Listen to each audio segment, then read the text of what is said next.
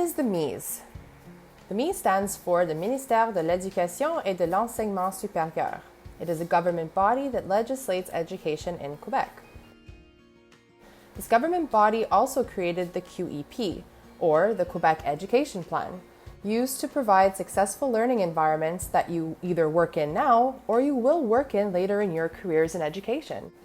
As you all made sure to know by now, the current Minister of Education is Jean-François Roberge. What is the MEES mission? The mission applies to the province of Quebec as a whole to develop environments that are inclusive, healthy, and foster educational success. The mission also seeks to develop environments where people can participate in activities such as physical activities, recreational activities, and sports on a regular basis. Finally, it also ensures that individual needs and circumstances are respected at all times. What is the MEES vision? The MEES aims to create an inclusive education system that helps develop people who are comfortable in the digital world, engaged in society, responsible, competent, creative, and can continue to succeed throughout their lives. The MEES also helps create a society where people can safely take part in physical activities, recreational activities, and sports. And this is all supported by partners and stakeholders. The MEES establishes teacher responsibilities.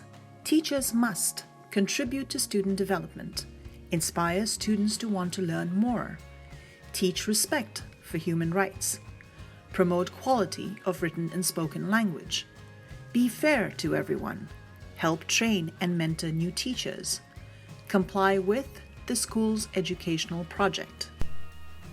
So in a nutshell, how did the Ministry of Education evolve over time to become what is now known as the Ministère de l'Éducation et de l'Enseignement Supérieur?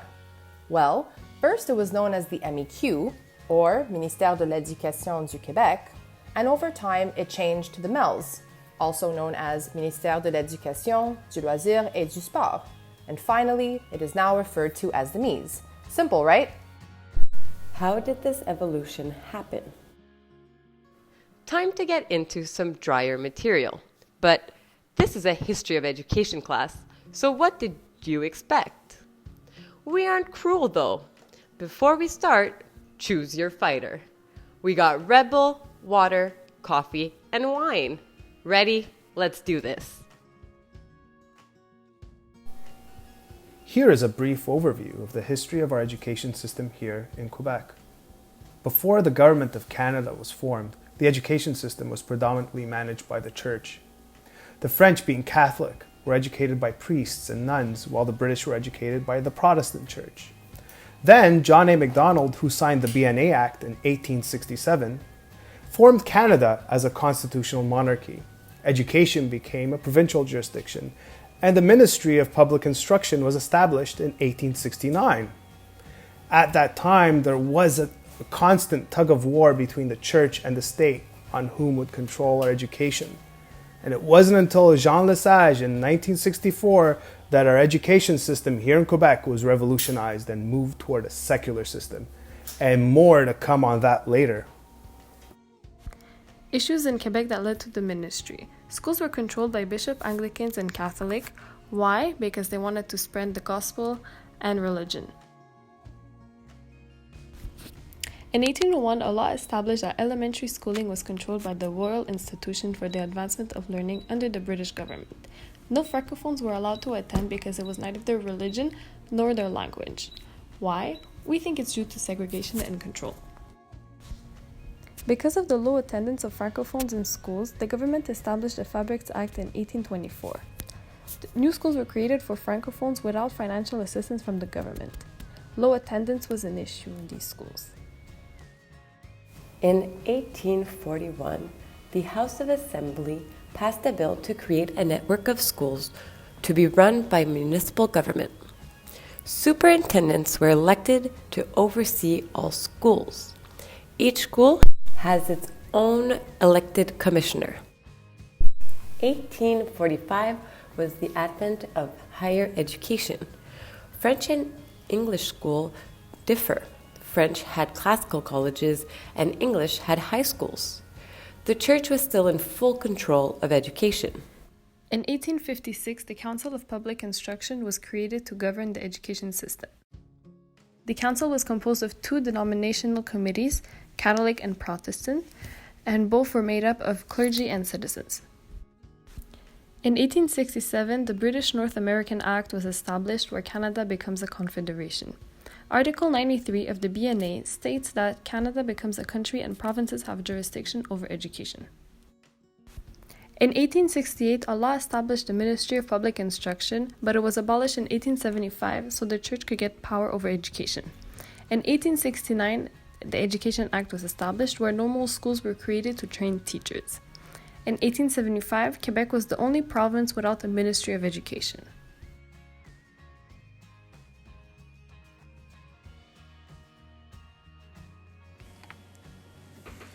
In 1961, the Royal Commission of Inquiry on Education was the first committee designed to investigate the educational system in Quebec. Monseigneur Alphonse-Marie Parent helped lead the Parent Report on the reform of the Quebec educational system and led field research to investigate what needed to be improved upon. Because of this, in 1964, the Ministère de l'Éducation and the Conseil supérieur de l'Éducation were established. Bill 60 was passed. Denominational schools were still prevalent, however, the clergy was no longer in the supervisory role.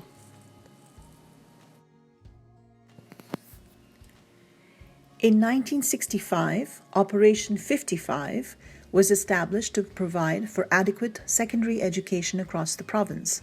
As a result, 55 Catholic and 9 Protestant regional school boards were created.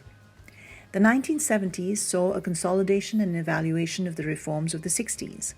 In 1971, Bill 27 reduced the number of school boards from 800 to 254. 224 of them were Catholic and 30 of them were Protestant. In 1972, the school boards on the island of Montreal were reduced to 8. Bill 27 allowed for the elections of school commissioners and for the creation of school committees and parent committees.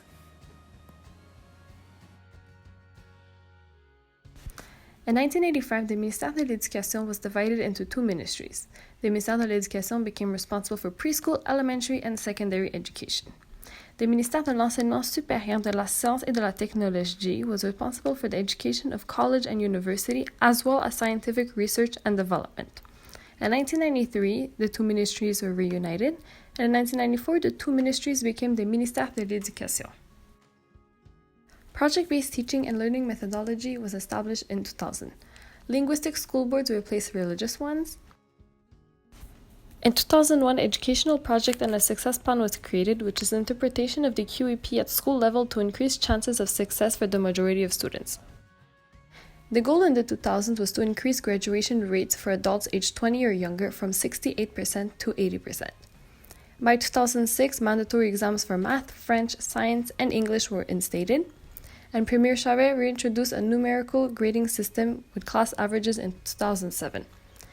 Individualized education plans were established from 2001 to 2008. For elementary and high schools, the MEES reviewed fundamental subjects, and as a result, history and French became more prominent in the curriculum. Between 2001 and 2008, the MEES added religious and moral instruction, contemporary world in secondary 5, the personal orientation project, which was a whole semester-long project to explore careers, and instead of having separate biology, physics, and ecology classes, all these 3 subjects went under an umbrella term of science and technology. Starting September 2018, it's mandatory to teach sexuality in elementary and high school levels in both the private and the public sectors.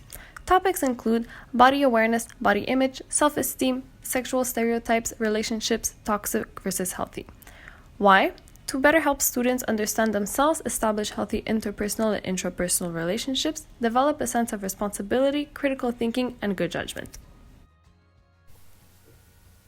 The MEES Strategic Plan for 2017 to 2022 is to help students in their social, cultural, and economic evolution. It also assists students to transfer knowledge they've gained into real-world settings. Values linked to the ministry's mission statement are divided into three different categories: social, within education, and through action. Under social includes aspects such as inclusion, openness, perseverance, and invites students to go beyond their capabilities. In the within education category, we have accessibility, equity, and equality of opportunity. Through action category helps students become active members of their community.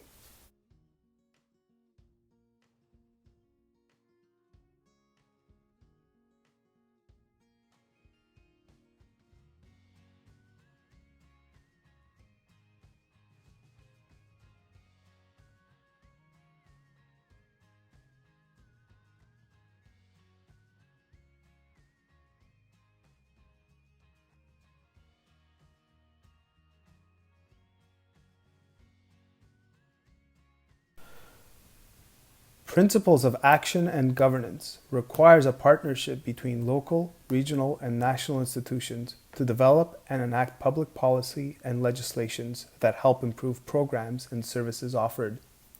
As a result, this type of cooperation adds much value to interventions. Subsidiaries such as school boards create a decentralized process of decision-making so that it may be more effective. Basically, let those closer to the problem solve the problem. This also helps foster accountability. Finally, the principles of action and governance also promotes equality and social equity. In other words, it fosters growth and respect for diversity. Now let's talk about interventions. Interventions are implemented in order to help develop open and conscientious members of society within a diverse Quebec.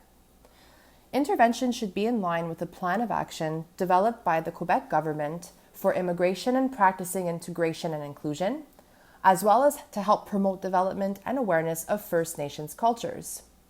Overall, it strives to help individuals reach their full potential by fostering interests, needs, and capabilities. This table illustrates the goal to reduce the success gap between different groups such as boys and girls, immigrants and non-immigrants.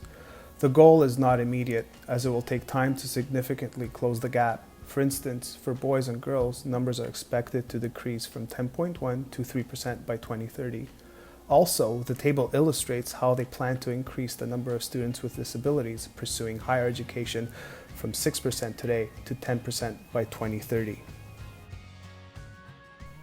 The plan stratégique for 2017 to 2022 is quite complex. However, the MEES has created a comprehensive reference sheet which covers the main points. For this presentation, we will give you a brief snapshot of what is highlighted in the plan stratégique. The plan is divided into different stakes, orientations, goals, and foci. For example, Stake 1 covers inclusion and success for all. One orientation for this is to provide services to a diverse population. The central focus is diversity and equality.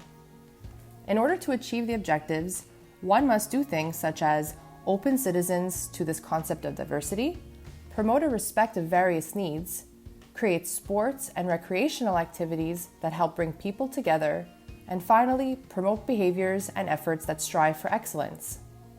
Another orientation is to provide conditions and environments that promote success. The central focus here is prevention and support. The objectives are to create early interventions if there are challenges, and to support student success throughout students' education so they can become lifelong learners. We ask ourselves, what is a skill and what is a competency? A skill is an action that allows one to succeed at a specific task. A competency, however, is much more complex. It is the enacting of skills, knowledge, materials, and other psychosocial resources to succeed at a complex task.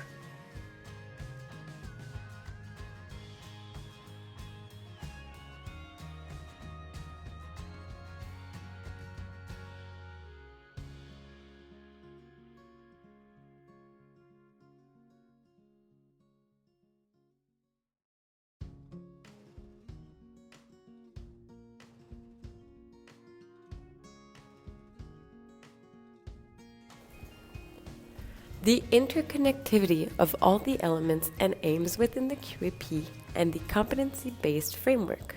Note that the student is the central axis and the subjects. BAL and CCC orbit around the student. This visual representation demonstrates how students can enact the competencies and BALs for each subject. Here is an example of an interdisciplinary learning and evaluation situation. Please note that the cross-curricular competencies and the broad areas of learning are a prominent feature which relate to all other subjects. Furthermore, this competency-based lesson exemplifies the socio-constructivist approach to teaching and learning by maximizing oral interaction. As a result, this plan is extremely